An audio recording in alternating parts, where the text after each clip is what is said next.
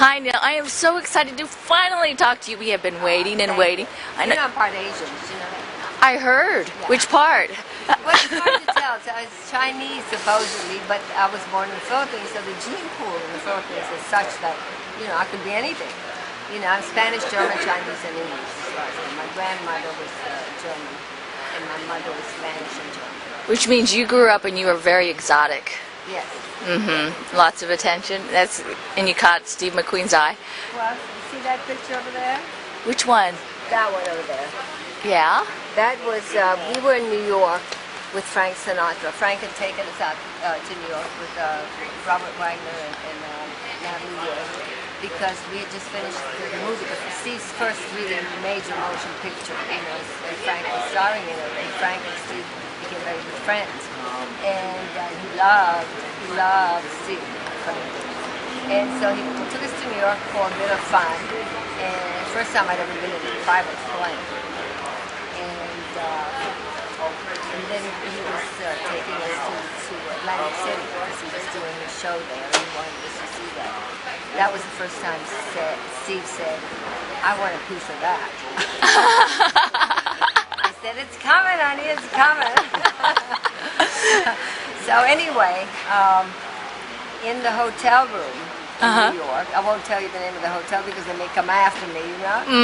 Of course, that was 1959. Steve said, that reminds me of you. You know, he used to call me his brown baby. Oh. You know? And so he said, I was always tan, plus my hair. Of course. And all that. So he said, I'm going to take that when we leave. I said, you can't just walk out of here with that. He said, of course I can. So anyway, so we checked out, and out he walked with us, and just walked in the lobby. And I'm sure one of us, you know, somebody paid for it, either Frank or because they saw him. I mean, nobody saw him walking out with that thing. But anyway, I've had that all these years. There's a picture of me and him in front of that. It's Oh, really? Someplace. Yeah. Do you have a catalog? Yeah, I do have one first. Is that one of your favorite memories or favorite items for the auction? Yeah, well, it's fun, you know, but you know, I'm in the winter of my years. You know, if I'm lucky, I've got maybe 10 years or maybe 15 years if I'm very, very lucky.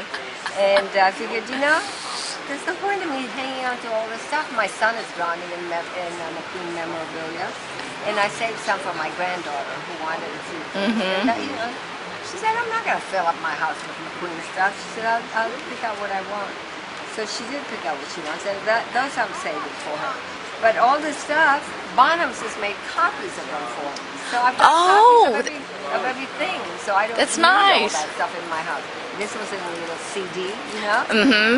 Takes up a lot less space. Yes. Here. Oh, yep. What is he doing with you? He's tweaking my nose. Oh, okay. That is so charming. Isn't that cute? It shows the humor you guys had with each other. This was the picture in Las Vegas. I was working at the Tropicana, and he was not working at that point in time. He used to come and visit me, and I was in rehearsal at that point in time. I love that picture. It's just like Gone with the Wind. Do you remember that picture? It does remind you of that, doesn't it? And this is the wedding thing, the book that they gave us right after we were married. I looked at this maybe once every 15, 20 years. You know, I said, it's ridiculous to have it sitting in the bank doing nothing. And I asked my granddaughter, I said, Molly, if I gave you that, what would you do with it? She said, I don't know. She said, I'd probably put it in a drawer and look at it once in a while. I'm forgetting rid of it. You know, all this stuff, all these guns I had in my attic, I had no idea that they were all there. I knew there were guns, but I didn't know how many. And the electrician was crawling up there one day and he said, you know, you got a lot of guns up there. I said, how many you think? He said, I don't know, about 17. I said, oh my God. That's when I called Mom because I didn't want those up there, you know. Do you ever shoot yourself? He shot me by mistake. Your shopping bag? In my shopping bag, yeah. He was playing around with the guy. You know, I was working in Las Vegas, and I was in my apartment. He was visiting, and he had this gun, which is over there, that he used to practice quick draw. Right. and because westerns were just becoming the thing at that point in time on television, and so he thought he'd be ready for it. So anyway, I was coming into the apartment, and he was practicing the thing. He must have shot maybe 5, and the last one had a rounded, and he wasn't sure. Went right through my bag. I dropped. I said, Jesus. Wow, you were lucky. Oh. So, I was you know, Good heavens. So, do you have a favorite gun? Favorite gun? Favorite gun, favorite, No, I don't have a favorite gun. favorite, let's see, I just use motorcycle? gun for protection. What was your favorite car he ever took you for a ride in? My favorite, you know, he gave me an Excalibur, which I love, but it had a long front, and it had no space, no trunk space, and my kids were constantly fighting. And so I finally told him, I said, you know, I think we're going to have to sell this. It's not worth it. But the car that I loved was the X-Trail, Yeah. you know, which is downstairs, down here. Is it part of the auction? No. Oh, you Yeah. drove it. It was the first auction. It was sold for $149,000. It's now valued at $3 million. Right in Wisconsin. Wow. We bought it for $5,000. That's a pretty good return. So out of everything here, what else would you like to show us from the auction? Well, there's my jacket, which I love. I love Okay. my jacket. I only wore that maybe 4 times, but that was at the time that he and I were really falling at the seams. And so I never really wore it, so I just kept it. And my granddaughter wanted it, my oldest granddaughter. But she's 5'10". You know, her Well, it wouldn't fit her. it fits her in the body, but the sleeves are under the hip, you know. And then I have a granddaughter who's going to be 12 soon. She wanted that. It fits her right now, but she's already taller than me. She's going to be 6 feet tall because her mother's 6 feet tall, you know. And so I said, no. I said, I'm not going to give it to you just to put it aside and throw it away somewhere, you know. They might buy it at the auction. I said, give it to the auction there, you know. And then I also saw these cups that you had, actually the brandy. These are the Thomas Crown Affair is my favorite McQueen movie. And I hadn't seen it in a while. So a few months ago, they were showing it at TMC. So I said, oh, TCM. TMC. Turner Classic Movies. Turner Classic. Yeah.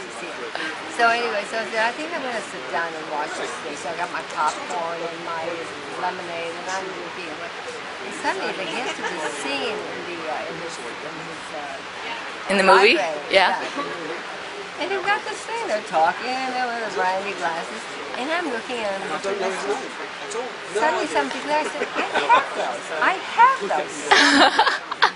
So I ran downstairs, I forgot about the movie, I ran down the stairs to the basement, which is where I kept everything.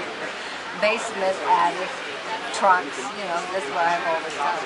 And sure enough, there they were. So I called Nick, I said, guess what I have? Ah! Those are beautiful. That's probably